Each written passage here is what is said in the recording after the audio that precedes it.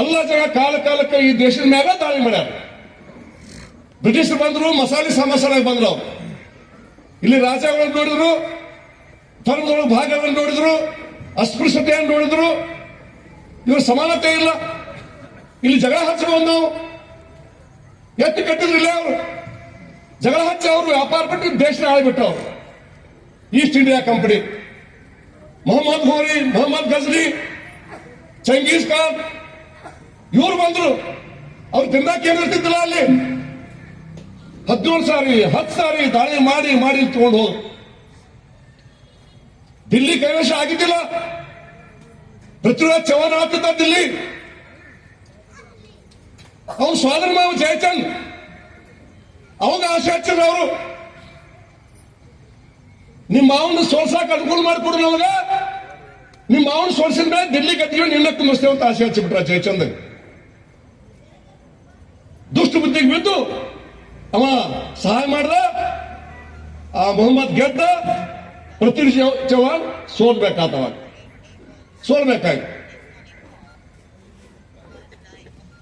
ಹಾಗೆಯೇ ಆ ಸೈನಿಕರು, ನಮ್ಮ ಹಿಂದೂ ದೇಶದ ಸೈನಿಕರು ರಾತ್ರಿ ಒಟ್ಟರು ಕೂಡ ಊಟ ಮಾಡ್ತಿದ್ದಿಲ್ಲ. ಅದೊಂದು ಗುಪ್ತಚಾರ ಕಳಿಸಿದ್ರು ಅವರು ಮುಸ್ಲಿಂ ದೊರೆಗಳು.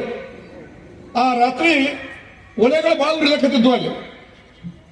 ಹೋಗಿ ನೋಡಿದಾಗ ಅಲ್ಲಿ ಬ್ರಾಹ್ಮಣ ಸೇಕರು ಅಡಿಗೆ ಬೇರೆ ಮಾಡ್ತಿದ್ರು, ಲಿಂಗಾಯತ್ ಅಡಿಗೆ ಬೇರೆ ಮಾಡ್ತಿದ್ರು, ಕ್ಷತ್ರಿಯರ ಅಡಿಗೆ ಬೇರೆ ಮಾಡ್ತಿದ್ರು, ಜಾಟ ಅಡಿಗೆ ಬೇರೆ ಮಾಡ್ತಿದ್ರು, ರಜಪೂತರು ಬೇರೆ ಮಾಡ್ತಿದ್ರು.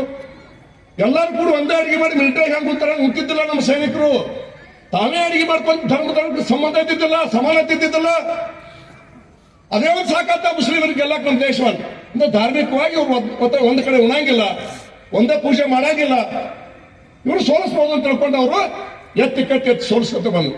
ಅದನ್ನೇ ಅನ್ನ ಬಸವಣ್ಣವರು ಎಲ್ಲ ತೊಂದರೆಗಳನ್ನ, ಈ ಧರ್ಮದಾಗಿರ್ತಕ್ಕಂಥ ಅಸಮಾನತೆಯನ್ನ, ಅಸ್ಪೃಶ್ಯತೆಯನ್ನ ಇದನ್ನು ಹೋಗಿಸ್ಬೇಕು ಅಂತಕ್ಕಂಥ ಸೂತ್ರ ಹಿಡ್ಕೊಂಡು 12ನೇ ಶತಮಾನದಲ್ಲಿ ಜಾತಿಗೊಬ್ಬ ಶರಣ ನಿರ್ಮಾಣ ಮಾಡಿ ಈ ಜಾತೀಯತೆಯನ್ನು ಹೋಗಿಸೋ ಸಲುವಾಗಿ ಬಹಳ ಪ್ರಯತ್ನ ಪಟ್ಟರವರು.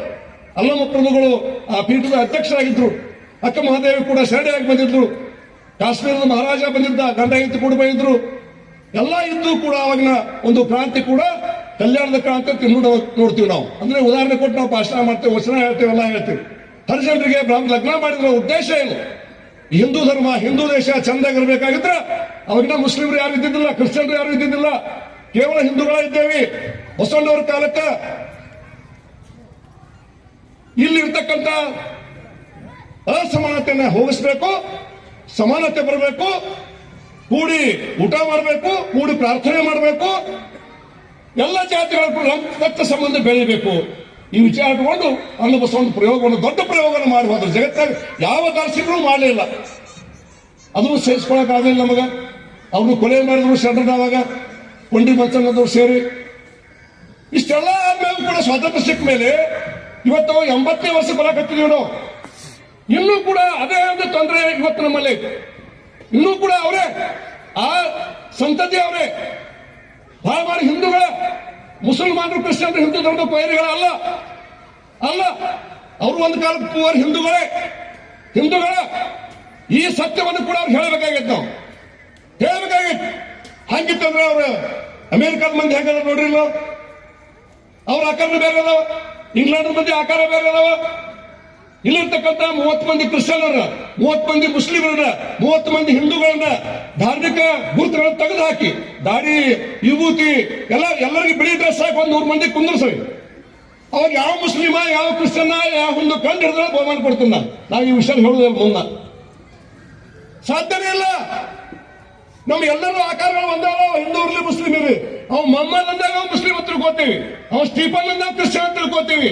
ಬಹುತೇಕ ಕ್ರಿಶ್ಚಿಯನ್ ಧರ್ಮ ಸ್ವೀಕಾರ ಮಾಡಿರ್ತಕ್ಕಂಥವ್ರು ದಲಿತ ವರ್ಗ ಸೇರಿರ್ತಕ್ಕಂಥವ್ರು, ಕೆಲವರು ಗೋವಾಕ್ಕೆ ದುಡಿಯಕ್ಕೆ ಹೋಗಿರ್ತಕ್ಕಂಥ ದುಡ್ಡಿನ ಆಸೆಗೆ ಸೇರಿರ್ತಕ್ಕಂಥವ್ರು. ಇದು ಸತ್ಯ ಸಂಗತಿಗಳು. ಇವು ಎಲ್ಲಿವರೆಗೆ ಹಚ್ಚಿಕೊಂಡು ಹಿಂದೂಸ್ತಾನ ಎಲ್ಲವರೆಗೆ ಹೋಗುದು ಹಿಂಗೇನೋ. ಇದು ಕೊನೆ ಸಂಸ್ಕಾರ ಬೇಕು. ಸಂಸ್ಕಾರ ಬಗ್ಗೆ ಎಲ್ಲರೂ ಅಂತೀವಿ ನಾವು. ಎಲ್ಲೇ ಸಂಸ್ಕಾರ 1, 2, 3 ಹಿಡಿತೀವಿ. ಹರಿದ ಕೂಡ ಅಂಗನವಾಡಿ ಕಳ್ಸಕ್ಕೆ ಶುರು ಮಾಡ್ತೇವೆ ಮಕ್ಕಳನ್ನ. ಹಿಂದಕ್ಕೆಲ್ಲ ಮಠ ಮಾಂಡಗಳಿದ್ದು, ಗುರುಕುಲಗಳಿದ್ದು, ಅದು ರಾಜನ ಮಗ ಆಗಬೇಕಾದ್ರು ಗುರುಗಳ ಹತ್ರ ವಿದ್ಯಾ ಕಲ್ತು ಬಿಡ್ಬೇಕವ. ರಾಜ ಆಗವ ಸಹಿತ ಹಿಂದಿನ ಕಾಲದಾಗ ಮಠದ ಆಚರಣೆಗಳನ್ನ, ಧರ್ಮದ ಕಟ್ಟಡಗಳನ್ನ, ಎಲ್ಲ ವಿದ್ಯೆಗಳನ್ನ ಕಲ್ತು ಬಂದಾಗ ರಾಜನ ಪಟ್ಟ ಕೊಡ್ತಿದ್ರು ಆ ಕಾಲದಾಗ. ಅಂತ ಪದ್ಧತಿ ನಮ್ಮ ದೇಶದಾಗ ಇತ್ತು ಅವಾಗ. ಯಾವ ಸುಮ್ಮನೆ ರಾಜನಾಗಿ ಬರ್ತಿದ್ದಿಲ್ಲ. ಪ್ರತಿಯೊಂದು ಒಂದು ರಾಜ್ಯಕ್ಕೂ ಒಬ್ಬ ಗುರುಗಳು ಇರ್ತಿದ್ರು ಅಲ್ಲಿ. ಈಗ ನಮ್ಮ ಮನೆಗಳಿಗೆ ಒಬ್ಬ ಗುರುಗಳದಾರ. ಆ ಗುರುಗಳಿಗೆ ಎಷ್ಟು ಬಳಸ್ಕೊತೀವಿ ನಾವು? ಎರಡು ಕಡೆ ತಪ್ಪೈತದು. ಅಲ್ಲಿ ಹೋಗ್ಬಿಟ್ಟೈತಿ. ಇವತ್ತ ನಾವು ಶಾಲೆಗೆ ಹೋಗ್ತೀವಿ, ಇಂಗ್ಲಿಷ್ ಶಾಲೆಗಳಿಗೆ ಹಚ್ತೀವಿ. ನಮ್ಮ ಸಂಸ್ಕೃತಿ, ನಮ್ಮ ಧರ್ಮ ಹೇಳ್ತಕ್ಕಂಥವ್ರು ಯಾರು ಹಂಗಾರ? ಭಜನಾ ಮಂದಿರದಿಂದ ಮಾಡಕ್ಕಾಕತ್ತೇನು? ಪುರಾಣ ಕಥೆಯಿಂದ ಮಾಡಕ್ಕಾಕತ್ತೇನು? ಯಾಕಂದ್ರೆ ಏನ್ ಮಾಡು ಆಗುದಿಲ್ಲ. ಮತ್ತೇನ್ ಮಾಡ್ಬೇಕು? ಇದು ಪರಿಹಾರ ಹುಡುಕ್ಬೇಕಲ್ಲ ನಾವು ಹೋಗ್ಬೋದು. ಮುಂದೆ ಮಕ್ಕಳು ಇರ್ತಾರಲ್ಲ, ವಂಶ ಇರ್ತೈತಲ್ಲ, ಅಲ್ಲಿ ಮತ್ತೆ ಜಾತಿ ಜಗಳ. ನಾವು ರಾಜಕಾರಣಿಗಳು ಅದು ಉಪಯೋಗ ತಗೊಳ್ಳೋ ಪ್ರಯತ್ನ ಮಾಡ್ತೀವಿ ನಾವು ಅಷ್ಟೇ. ಬಹುತೇಕ ಜನ ಆರ್ಸಕ್ ಹೋಗುದಿಲ್ಲ. ನಾವು ಓಟ್ ಹೇಗೆ ಬರ್ತಾವ ವಿಚಾರ ಮಾಡ್ತೀವಿ ಅಷ್ಟೇ. ನಾವು ದೇಶ ಆಳಕತ್ತ ಆಗ್ಲಿ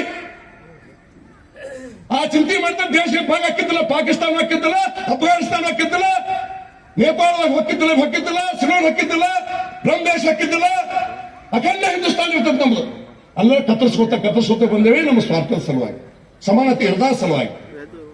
ಅದಕ್ಕೆ ಏಕೈಕ ಆಶಾಕಿರಣ ಏನಂದ್ರೆ ರಾಷ್ಟ್ರೀಯ ಸ್ವಯಂ ಸೇವಕ ಸಂಘ ಮಾತ್ರ ಸಂಸ್ಕಾರ ಕೊಡ್ತಕ್ಕಂಥ ಆಧುನಿಕ ಕಾಲದ ಕಲಿಯುಗದ ಒಂದು ಸಂಸ್ಥೆ ಅಂತಕ್ಕಂಥ ಮಾತನ್ನು ಬಹಳ ಸ್ಪಷ್ಟವಾಗಿ ಹೇಳಿ ಬಯಸ್ತೀನಿ.